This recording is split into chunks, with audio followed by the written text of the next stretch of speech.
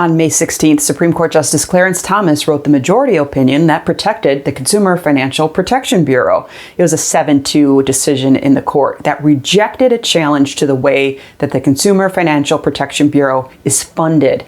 The Bureau takes regulatory and enforcement actions to protect consumers on issues like medical debt, payday loans, credit cards, consumer loans, banking, and so much more. The case was initially brought by 2 trade groups representing payday lenders. It then went before a 3-judge panel in the Fifth Circuit, calling into question the way that bureau is funded. Challengers said that funding stream doesn't follow the Appropriations Clause. That was their big legal argument, and the agency draws resources up to an annual cap from the Federal Reserve. That's how they're funded. The Supreme Court justices disagreed with the Fifth Circuit.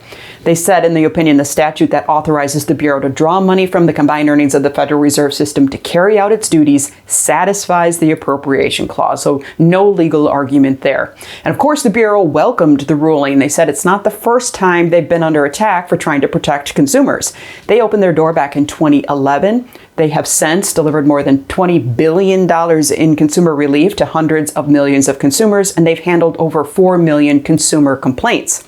In a statement, the Consumer Financial Protection Bureau said Congress created the Bureau to be the primary federal watchdog protecting consumers from predatory and abusive practices in the financial sector. And they continue, today's decision is a resounding victory for American families and honest businesses alike, ensuring that consumers are protected from predatory corporations and that markets are fair, transparent, and competitive. As for what they're going to do next, they said they've got to get back to work. A lot of their actions were disrupted because of this lawsuit. Some actions were put on hold. They're going to restart those efforts.